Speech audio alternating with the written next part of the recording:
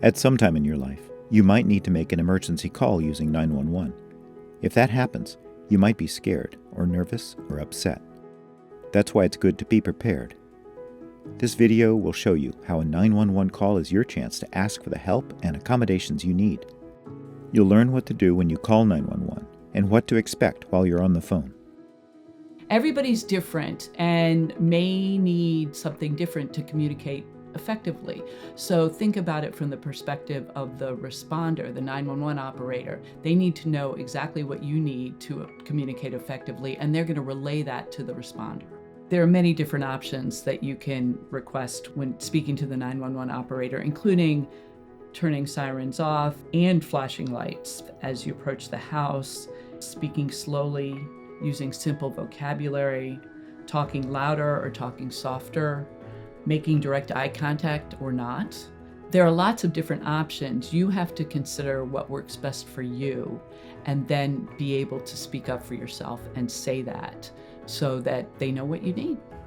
Connor Cummings had a real-life emergency when his mother hurt herself and fainted. He and his mom show the steps he followed, so you'll know what to do too. So we were in the basement. I fainted, came upstairs and called 911, and he followed the plan. 911, where is your emergency?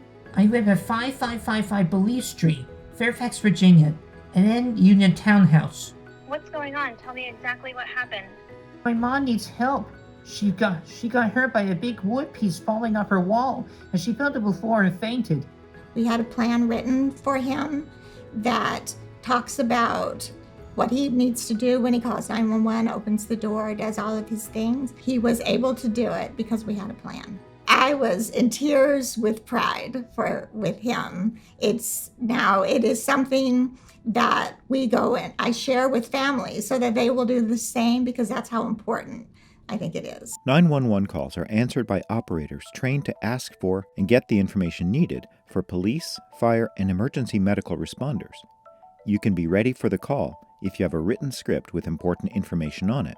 Have a 911 script handy at home, maybe by your phone, and that would include the number to dial, 911.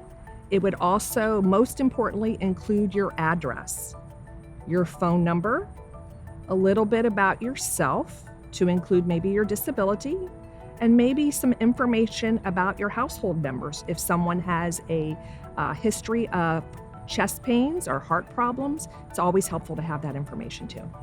There are a few things to keep in mind if you have to call 911. When Connor called, he called from a landline phone. He had his 911 script near the phone so he could read it. He gave his address right away. He talked calmly, even though he felt nervous. He stayed on the line and answered questions from the 911 operator.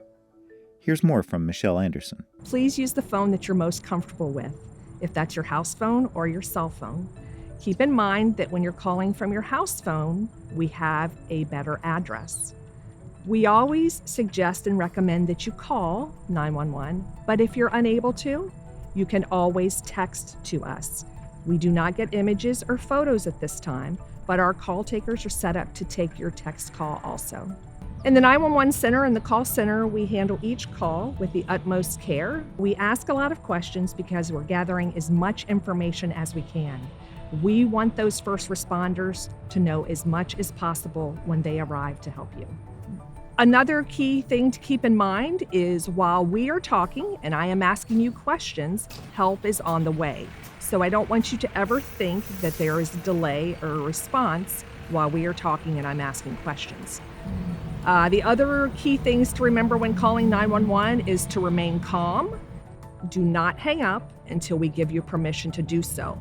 Sometimes with certain calls, we will stay on the phone until help is with you. For some people, talking to a 911 operator is impossible. Ben uses a letterboard to spell words to communicate with others. When you call and maybe you're not able to talk clearly, we're going to continue to stay on the phone and probably ask you the same questions, maybe several times, seeing if we can pick up a little bit more. We can also, and have in the past, asked yes/no questions to solicit some type of a response, or even using the keypad to ask a question and you can press a key for yes. If we believe you're in crisis or that there is an emergency, or maybe we can't get the full information, we're going to start somebody out to your house to check on you. Emergencies can happen anywhere. Naisha called 911 from her car when her son's behavior became unmanageable and dangerous. And part of the challenge was in that type of situation, I didn't necessarily, I felt flustered and it was hard to, even as a parent, be able to communicate effectively when you're struggling with your own sense of emotion. Everyone who calls is as nervous or is nervous in some fashion. Maybe it's their first time calling, maybe what they're seeing and experiencing is scary.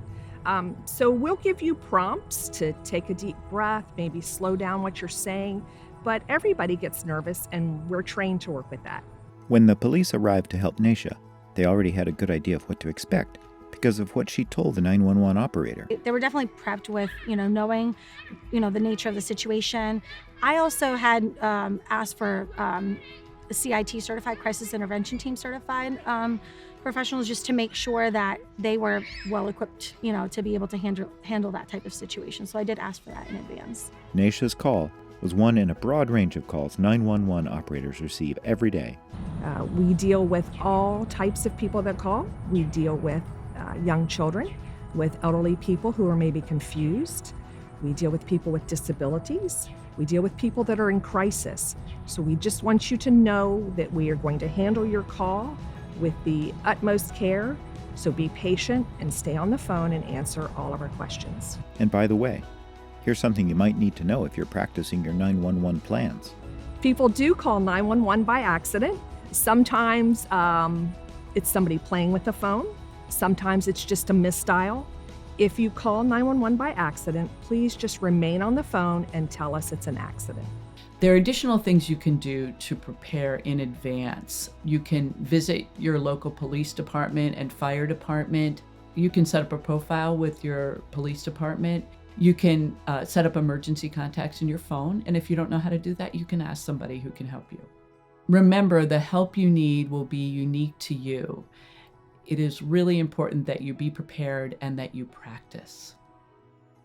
Visit the ARC of Northern Virginia's website for more tips on 911 calls and other public safety concerns for people with disabilities.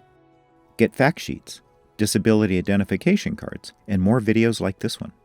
The Mid-Atlantic ADA Center's website has information, guidance, and training on the Americans with Disabilities Act. We encourage you to get in touch with your local police or sheriff's department to ask questions and share information about yourself and family members with disabilities.